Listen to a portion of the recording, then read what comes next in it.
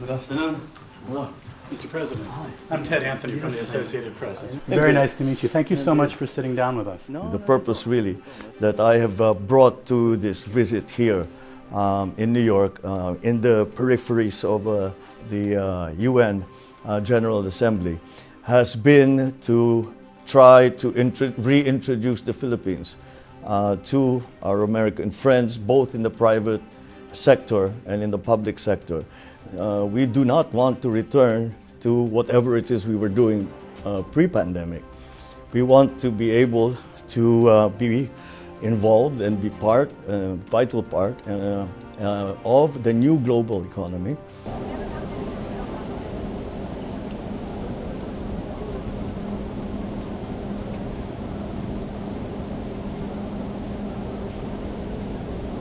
And he is in possession.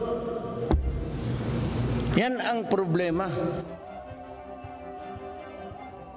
I want to talk for a moment about the war on drugs in the Philippines.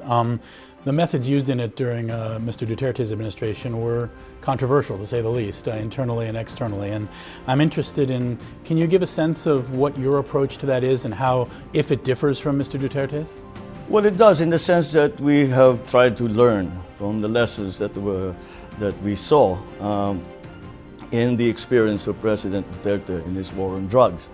And I think one of the main lessons is that his emphasis was on enforcement.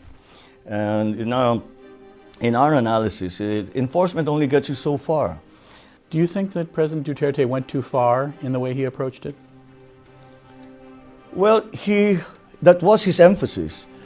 His people went too far sometimes. And we have seen many cases where policemen, other operatives, some were just shady characters that we didn't quite know where they came from and who they were working for.